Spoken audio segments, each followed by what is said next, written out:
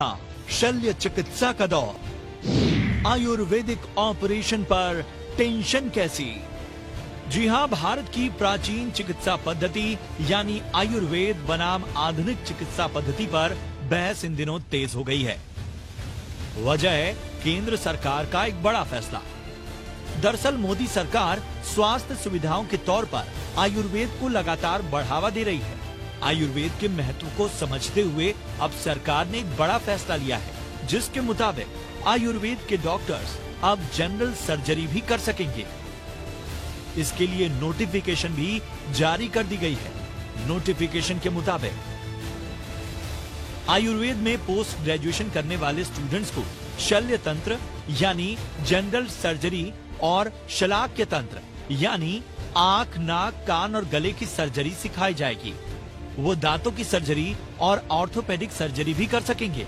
सरकार ने Indian medical central council regulation 2016 में संशोधन किया है, जिसका मकसद पोस्ट ग्रेजुएट स्टूडेंट्स को सर्जरी की फॉर्मल ट्रेनिंग देना है। नोटिफिकेशन के मुताबिक आयुर्वेद के छात्र कोर्स के दौरान सर्जरी की पढ़ाई तो करते थे, लेकिन उनके सर्जरी के अधिकारों को लेकर स्पष्ट गाइडलाइन नहीं थी। लेकिन इस नोटिफिकेशन के बाद अब आयुर्वेद के डॉक्टर भी सर्जरी कर सकेंगे। सरकार के फैसले पर central council of Indian medicine यानी CCIM ने अपनी बात रखी है।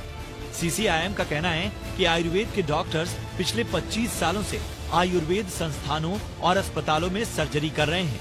ये नोटिफिकेशन सिर्फ इसकी वैधानिकता के सवालों को स्पष्ट करने के लिए है। सरकार को उम्मीद है कि इस फैसले से देश में कुशल सर्जनों की कमी को पूरा किया जा सकेगा।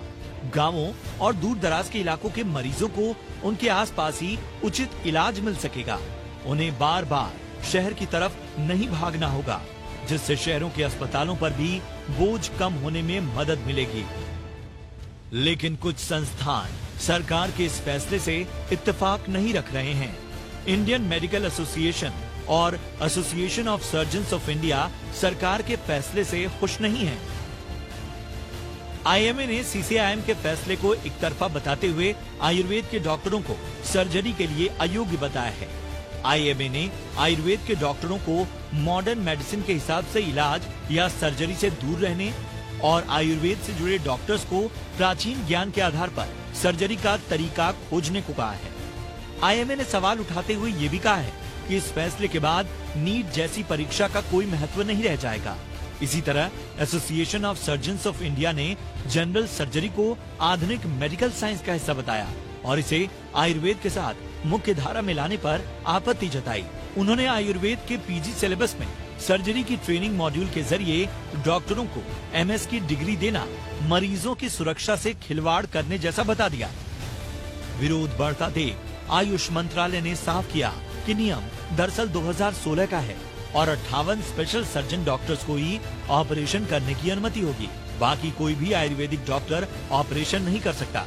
असल में फैसला आने के बाद से ही ये माना जाने लगा कि कोई भी आयुर्वेदिक और मान्यता प्राप्त डॉक्टर ऑपरेशन कर सकता है।